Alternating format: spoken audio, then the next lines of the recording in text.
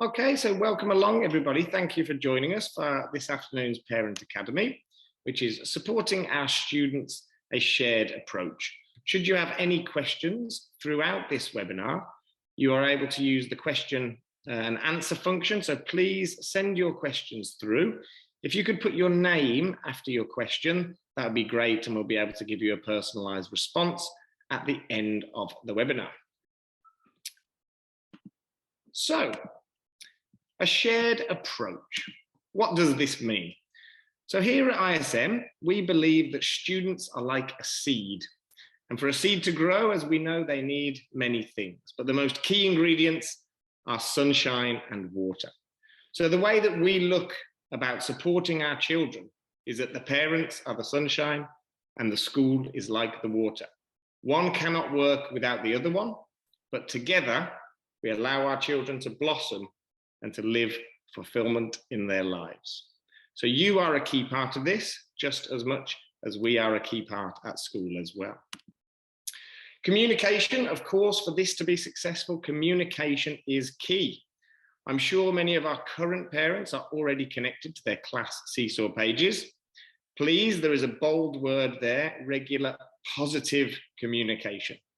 Now, later in the webinar, I'm going to talk to you a bit more about how to stay positive when your children post work and how not to focus on the mistakes, but focus on the good.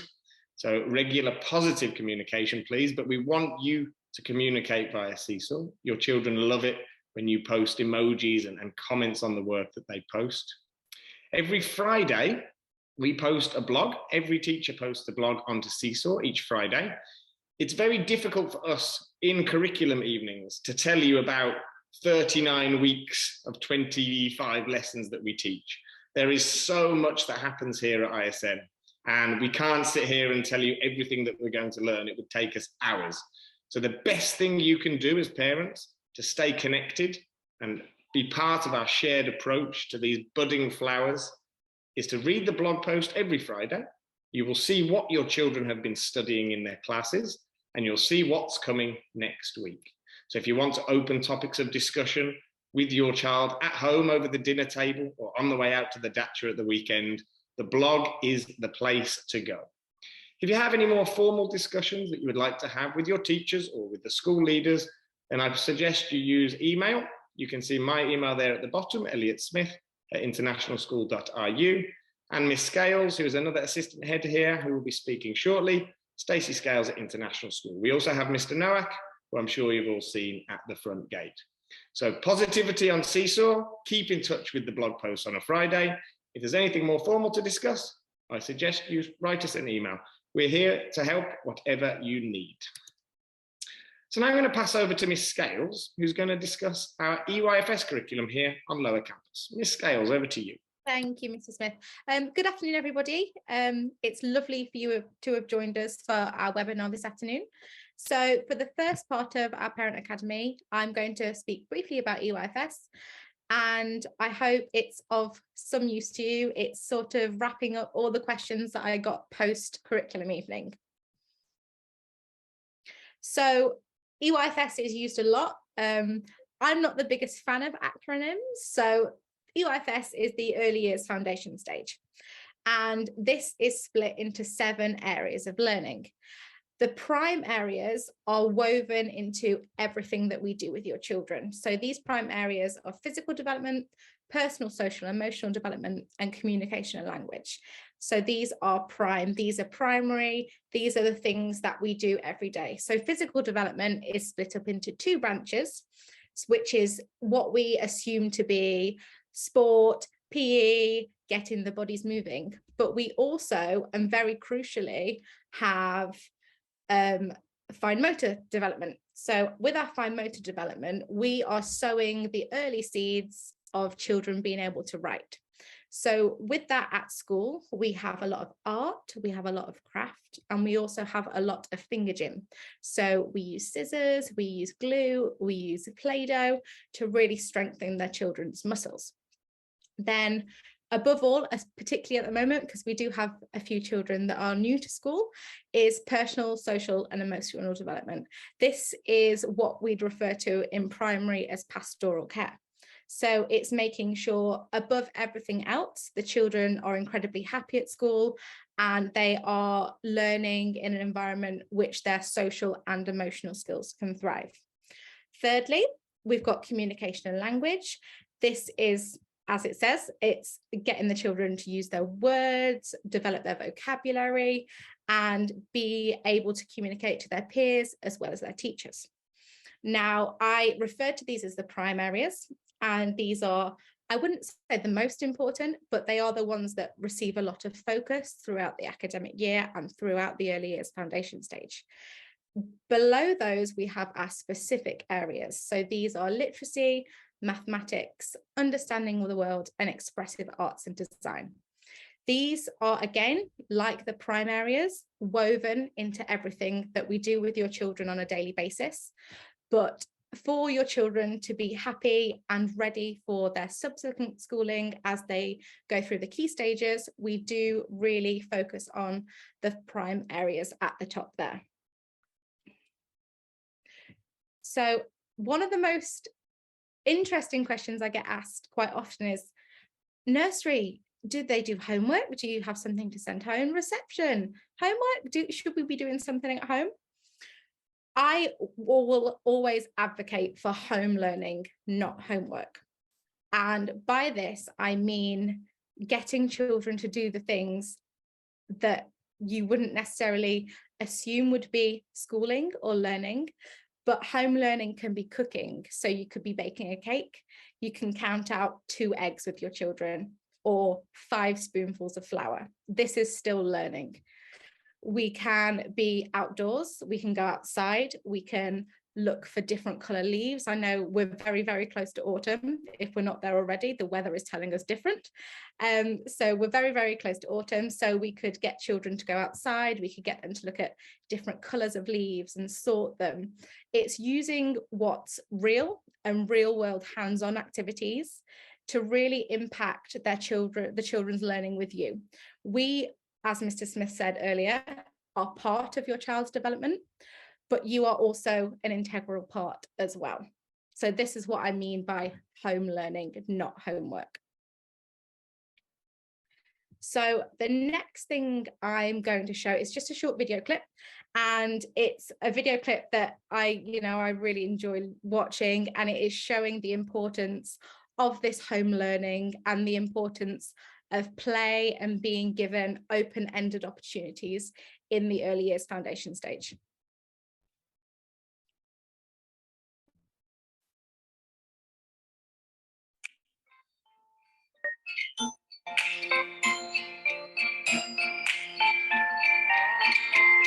My name's Caine, I'm 9 years old. My arcade is called Caine's Arcade. It's open on weekends only, and it's really cheap.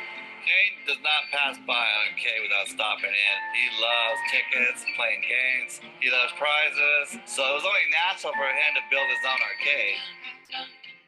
He loves to see how things are built. He takes all of his toys apart to see how they work. You can't put them back together, but he takes them apart. Caine spent summer vacation coming to work with me. We sell auto parts in East LA.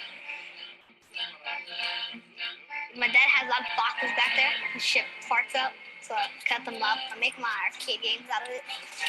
My first game I made, the basketball hoop I got at Shakey's Pizza, and it's really cool. He taped it onto a box, and he was offering people chances to play for like a nickel. He started from that little game, and little by little, they started getting fancier and fancier, and eventually he took over the whole store. I met Caine randomly. I had to get a door handle for my 96 Corolla, so I pulled into this used auto parts store, and I just came across this elaborate cardboard arcade. I asked him how much it was to play. He's like, for $1, you get 4 turns. Okay, so you can see by the video, something that started as simple as a cardboard box has become this gigantic arcade. And this is what we want to offer your children as teachers. We want them to be immersed with open-ended resources and to play and get creative. And this really sort of emphasizes what I meant by home learning.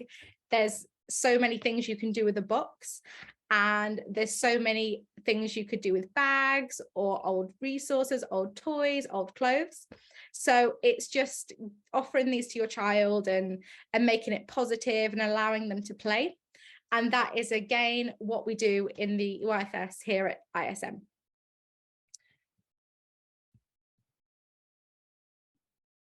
Thank you very much, Miss Scales. I wish I was 3, 4 or 5 years old so I could join in all the fun that happens here in EYFS. It is a great place to learn here at ISM. Once the children are finished with EYFS, they move up to our primary years here on Lower Campus, which is years 1 to 4, and then continuing on upper campus in years 5 and 6. Now, for the past 3 years here on Lower Campus, we've been talking about the success skills, developing lifelong learners. I ask you, as you're sitting there, wherever you are in the world, enjoying this webinar, I ask you one question. How much of what you learned in school do you use on a day-to-day basis? I'll just give you a couple of seconds to think about that. If you had to put it as a percentage, what percentage of the information you learned throughout your school years do you use on a day-to-day basis? So I asked that to our teachers here on Lower Campus, and we had varying numbers from 5%, or we used the math skills, but I've never used Henry VIII's wives on a day-to-day basis. I've never used some of the skills I learned in my art lessons on a day-to-day basis, or when the Romans invaded England. But what we do use on a day-to-day basis are these skills. So here on Lower Campus, we don't believe so much that a child needs to learn multiplication, or that a child needs to learn how to spell all the words in the English dictionary. What we do believe is that they must become balanced, good communicators, creative, reflective, resilient, respectful. It's these skills which will allow them to go on and be successful in life. So our maths lessons, we're not training multiplication, we're training them to be resilient. When we do charity events, we're not training them to give to others because they have to. We're training them to get innate care within their hearts that they carry on throughout the rest of their lives. So with that in mind, here's what a piece of English would look like. Now, I'm currently working in year 4 here on Lower Campus, which is our oldest year here. And here's a piece of writing that one of our students did recently. I'll read you the first couple of sentences. As the moonlight shone down on the crystal clear lake, a green head popped up. On the soggy bank, the salty smell of the mysterious lake dashed through the air as short grass danced on its spot. Unbelievable writing for a second language learner who's only 8 years old.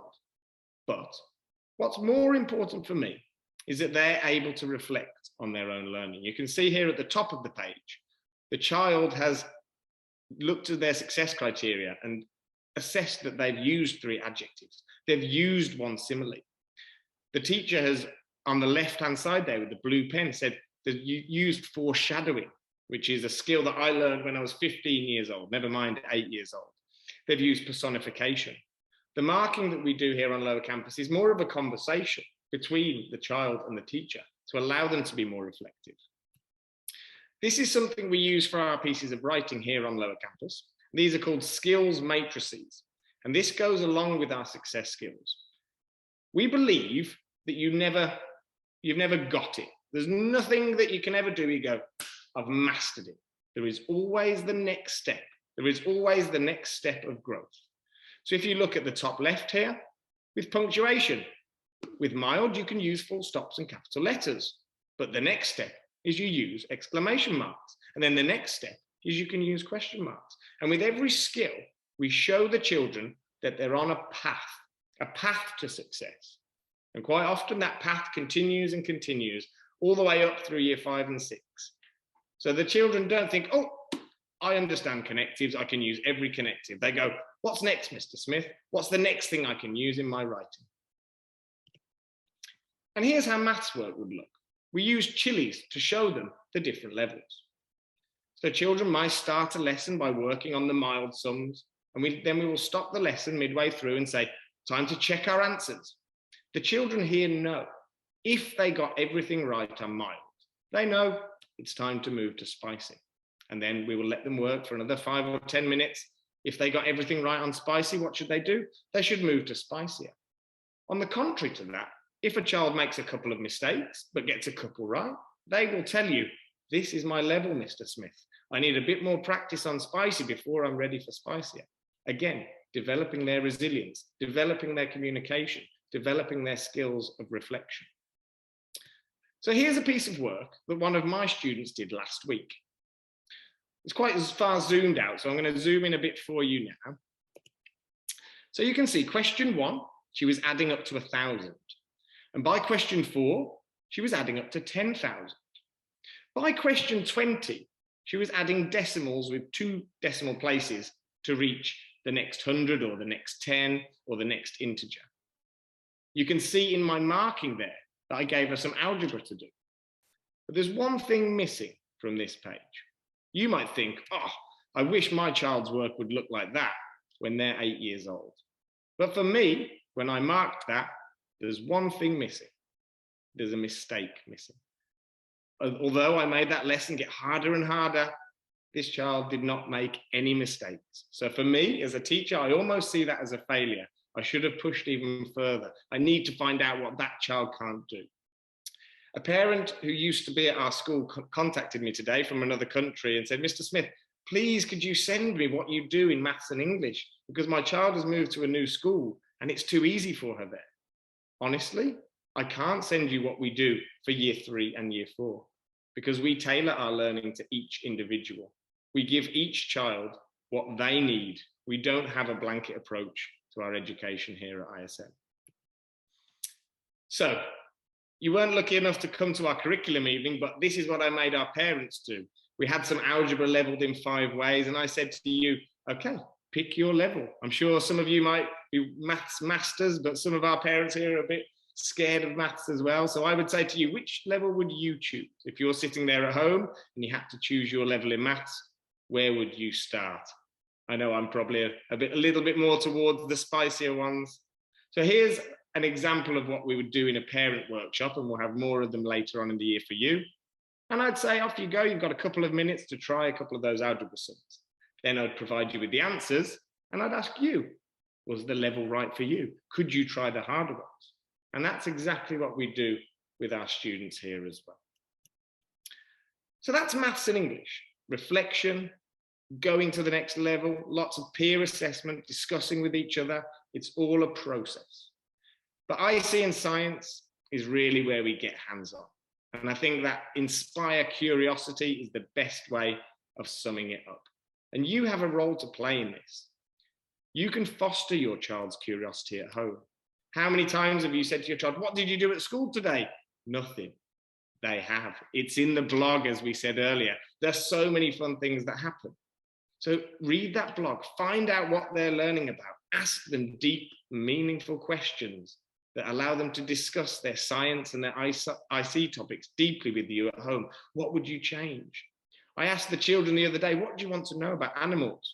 And one of the students said, if there were no fish, could we live? And I thought, what an insightful question. These are the things that are going on in our students' mind. And it's our job as parents and teachers to bring those ideas out and allow them to grow and develop in this ever-changing world. And as Miss Scales talked about, there is no homework in EYFS. Well, there is in primary. We do have homework, and it's probably the biggest topic of parent emails that I get is to discuss homework. So here's how our homework would look on a weekly basis in primary. At the top, you can see the required reading, which changes for each year level. For me, as a teacher, what is the best thing that parents can do at home? Read with your child. Reading informs spelling. Reading informs writing because they learn how a professional author writes. Reading brings you closer to them. Some of my most special memories were reading with my mum after school before bed. It's a special memory that we all hold dear, and you play a huge role in that. So please, please, please, if you take one thing from this meeting, read with your child. Spelling, your children will be in a spelling group. So here you can see there are 4 levels of spelling. We have assessed the children. We know what sounds they need to learn to read and spell. Don't worry if your child is starting on the blue spellings. That's what they need. It doesn't mean they're a failure. It means they're getting what they need to be successful. They will get to the orange spellings. We will get them there, I promise you. But first, they need to be confident in the process, moving up in those spelling rules. And again, you'll see here the maths homework, which is the mild, spicy, spicier. Lots of parents say to me, Mr. Smith, my child always does the mild ones, even though they can do the spicier ones. Well, as I just showed you with the algebra and with the other maths work, let them do 2 mild and then give them a calculator and let them check their answers. If they got them right, they know what to do, they move on. Then let them do 2 spicy ones. And if they got them right, let them move on to the spicier ones. So let the child develop those skills of reflection at home as well. But don't feel like your child has to always do the hardest ones. It's okay to make mistakes. And if the child feels confident doing the mild or the spicy ones, that's where they should go. It's a bit like going to the gym. If you go to the gym, you don't lift the heaviest weights all the time. There is a good reason why you do repetitions of smaller weights to develop those muscles.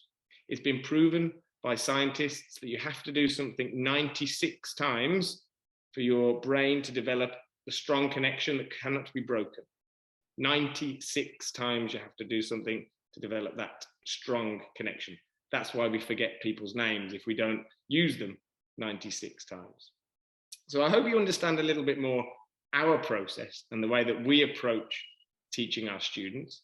I mentioned Seesaw earlier. If you see that your child posts English work or maths work and the spellings that are incorrect, or they've made a mistake with their sums, do not mention it. Focus on the good. Oh, you tried really hard. You were so resilient today. You communicated your ideas beautifully in that picture, but please focus on the positives. We will get them there and we will help them with any mistakes that they make. And that brings us to the end of our webinar today.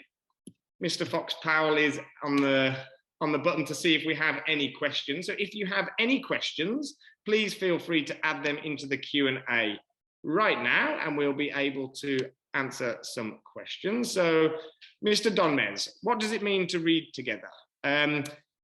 So it depends for different ages, Mr. Donmez. Thank you for your question. It's a great question. I would say for younger children, before they are able to read independently, which probably would be more towards 10 years old, 11 years old, that you should get the child to read aloud. The child reads aloud to you, but it's not the reading that's the key point. It's the questions that you ask. What do you think is going to happen next?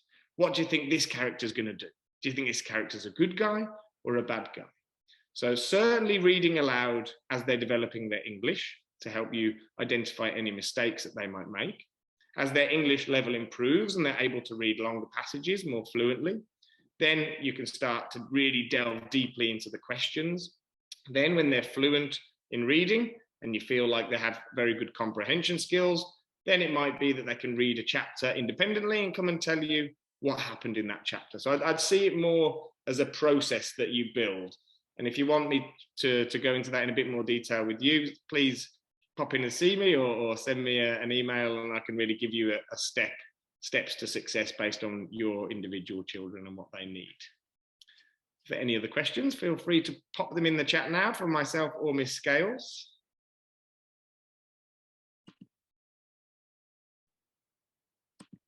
Just give you a couple of minutes. Thank you for that. That was a wonderful question. Ms. Scales, anything to add in terms of reading with EYFS? So in regards to EYFS, I would definitely recommend making reading a nightly thing, a before bedtime thing. It's not that you're going to expect this child to read. It's not that at all. It's just trying to foster a love for literacy, that children know that they can get information from books, and as they start to develop their phonetical awareness, they can maybe pick out some initial sounds. They can maybe look at some tricky words, particularly in reception age children. And the fostering of the love of learning is where we get our superstar readers as we transition to primary. So it's definitely making a reading very much at home in your home. Thank you very much. Well, we don't seem to have any more questions coming in. Thank you, Katerina. Your praise is very well received. We've only just scraped the surface, honestly. We've only just touched on everything we do here at ISM. There will be many more parent academies. We have our open days in 2 weeks' time. So you get a chance to come in and see everything that I've just told you and Ms. Scales has just told you in action. So please, please, please make sure you try and attend those in person. They are wonderful events, and you'll see that everything that we have told you today is not just words. It does happen here every single day. ISM is a magical place. We are very lucky to work here. We're very lucky to work with your children. And I'll say so myself, you're very lucky to have us as your school as well. We are a wonderful community.